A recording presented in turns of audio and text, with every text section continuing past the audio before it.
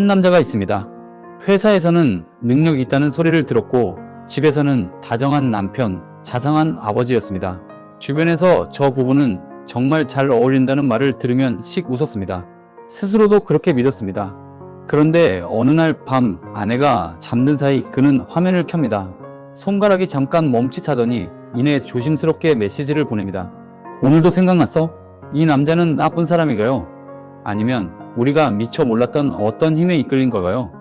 오늘은 외도를 저지르는 남성의 심리 구조를 파고듭니다. 도덕적 비난이 아니라 정말로 그 안에서 무슨 일이 벌어지는지 뇌과학, 진화심리학, 임상 통계를 바탕으로 냉정하게 들여다봅니다. 많은 사람들이 외도를 단순하게 봅니다. 그냥 나쁜 남자니까? 도덕관이 없어서?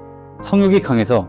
그런데 연구자들은 전혀 다른 방향에서 이 문제를 바라봅니다. 외도는 단 하나의 원인으로 만들어지는 사건이 아닙니다.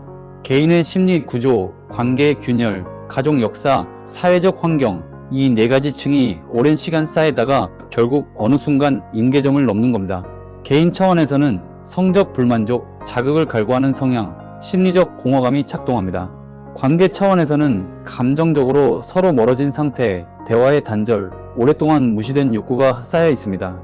여기에 어린 시절 부모의 불안정한 가정 환경이 더해지면 그 가능성은 더 높아집니다.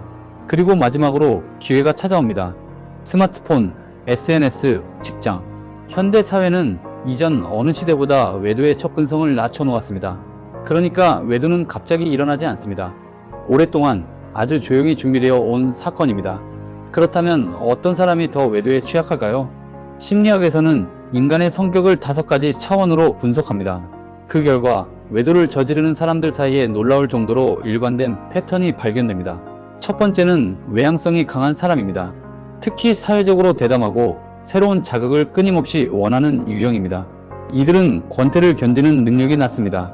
익숙해진 관계가 주는 안정감보다 새로운 만남이 주는 두근거림을 훨씬 더 강하게 원합니다. 두 번째는 신경증적 경향이 높은 사람입니다. 감정적으로 자주 불안하고 우울감을 쉽게 느끼는 유형입니다. 이들에게 외도는 때로 탈출구입니다. 일상의 무게, 관계의 답답함, 자신의 불안에서 잠깐이라도 벗어나고 싶은 욕구가 외부의 자극으로 향합니다. 세 번째는 공감 능력이 낮고 책임감이 부족한 사람입니다. 배우자가 얼마나 고통받을지를 실제로 느끼지 못합니다. 그래서 행동의 결과에 덜 민감하고 충동이 생겼을 때 그냥 따라가 버립니다. 그 중에서도 주의해야 할 유형이 있습니다. 이른바 연쇄적 외도자입니다. 이들에게 외도는 실수가 아닙니다. 하나의 패턴입니다.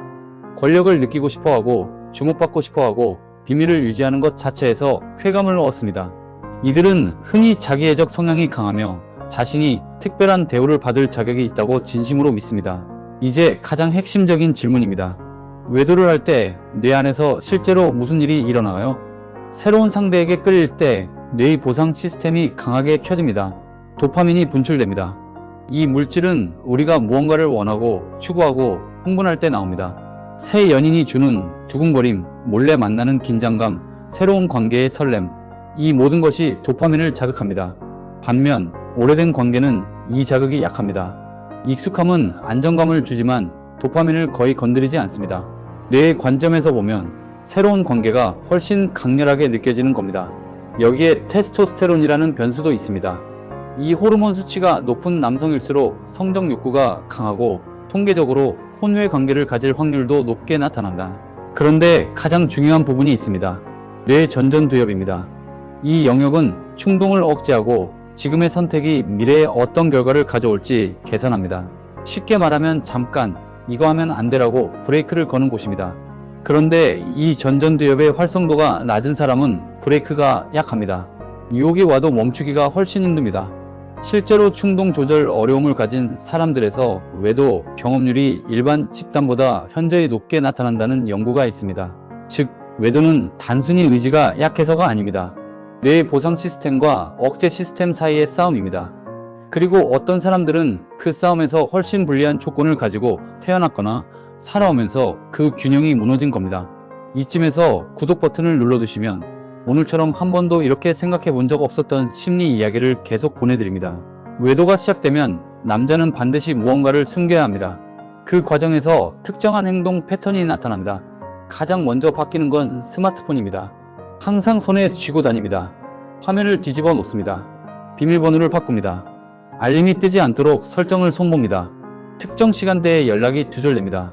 이건 의도적인 행동이기도 하고 동시에 본능적인 은폐 반응이기도 합니다. 일정도 흔들립니다. 예고 없는 야근, 갑작스러운 출장, 갑자기 찾아진 친구 모임. 그런데 그 설명이 늘 조금씩 어긋납니다. 어제 어디 갔었다고 했었지? 라는 질문에 잠깐 굳는 그 순간.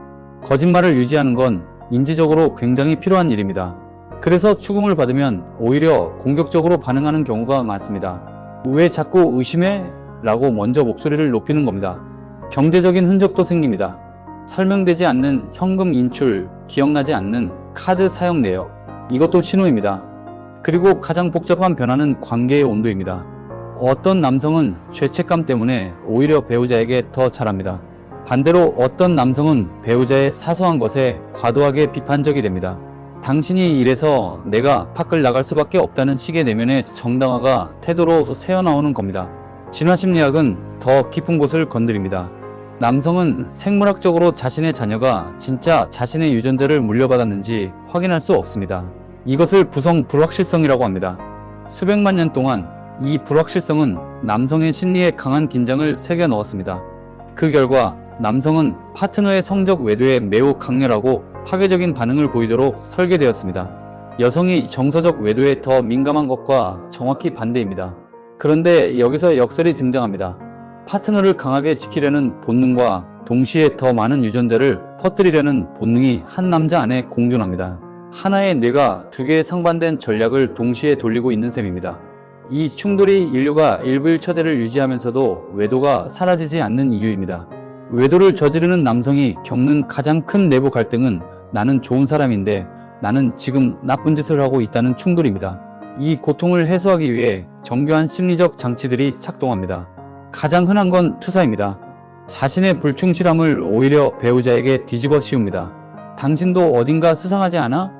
라는 식의 의심이 시작됩니다. 그렇게 하면 자신의 죄책감이 조금 가벼워집니다. 합리화도 빠지지 않습니다. 이건 그냥 잠깐의 일이야. 가정에는 충실하니까 괜찮아. 우리 관계가 이미 문제가 있었잖아. 이런 문장들이 스스로를 납득시키기 위해 반복됩니다. 그리고 배우자가 의심하기 시작하면 가스라이팅이 등장합니다. 왜 또 그 얘기야? 당신이 너무 예민한 거야? 내가 이렇게 힘든데 왜 의심만 해? 파트너 스스로가 내가 잘못 생각하는 건가? 라고 의심하게 만드는 겁니다. 이건 가장 파괴적인 형태의 심리적 폭력입니다. 국내 조사에 따르면 성인 남성의 절반 이상, 정확히는 50.8%가 외도 경험이 있다고 답했습니다. 여성의 외도율 9.3%와 비교하면 5배 이상 차이입니다. 연령별로 보면 40대에서 가장 급격한 증가가 나타납니다. 그 배경에는 중년 남성이 맞닥뜨리는 신체적 위축과 심리적 공허감이 있습니다. 전성기가 지나간 느낌, 사회에서 무언가 뒤처지는 불안, 존재감의 흔들림. 이것이 외부의 자극에서 자신을 확인하려는 욕구로 이어집니다. 또 한 가지 놀라운 사실이 있습니다. 조사에 응한 남성 중 40.5%가 성매매는 외도가 아니라고 답했습니다. 이 인식이 외도의 문턱을 낮춥니다. 정서적 배신과 분리해서 생각하기 때문에 죄책감도 줄어드는 겁니다. 그리고 외도 상대를 만나는 가장 흔한 장소는 직장입니다. 외도 경험자 중 절반 가까이가 직장 동료와 부적절한 관계를 맺는 것으로 나타났습니다. 매일 보는 사람, 같은 목표를 향해 힘든 시간을 함께하는 사람, 감정적 거리가 가까워지기 가장 쉬운 환경입니다.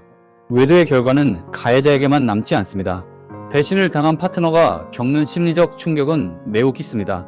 우울, 자존감 붕괴, 분노, 그리고 외상 후 스트레스와 유사한 증상이 나타납니다. 한 조사에서는 배신당한 파트너의 87%가 스스로를 탓하거나 심각한 심리적 위기를 경험한다고 답했습니다. 내가 부족해서였을까? 내가 더 잘했더라면? 이 질문들은 피해자를 오랫동안 붙였습니다. 그런데 지금까지 살펴본 내용을 보면 알 수 있습니다. 외도는 배우자의 부족함 때문에 일어나는 게 아닙니다. 가해자의 심리 구조, 뇌의 작동 방식, 선택의 문제입니다. 그 책임이 피해자에게 넘어가면 안 됩니다. 다시 처음의 남자로 돌아갑니다. 그는 나쁜 사람이기도 하고 동시에 자신 안에 어떤 힘에 밀려 경계를 넘은 사람이기도 합니다. 이 두 가지는 서로 모순되지 않습니다. 외도를 이해하는 건 용서하라는 말이 아닙니다. 다만 이 복잡한 현상의 실체를 제대로 볼 수 있어야 우리는 더 나은 선택을 할 수 있습니다. 관계 안에서 무엇이 무너지고 있는지 더 일찍 알아챌 수 있고 자신을 지킬 수 있습니다. 오늘 영상이 도움이 됐다면 좋아요와 구독으로 응원해주세요. 시청해주셔서 감사합니다.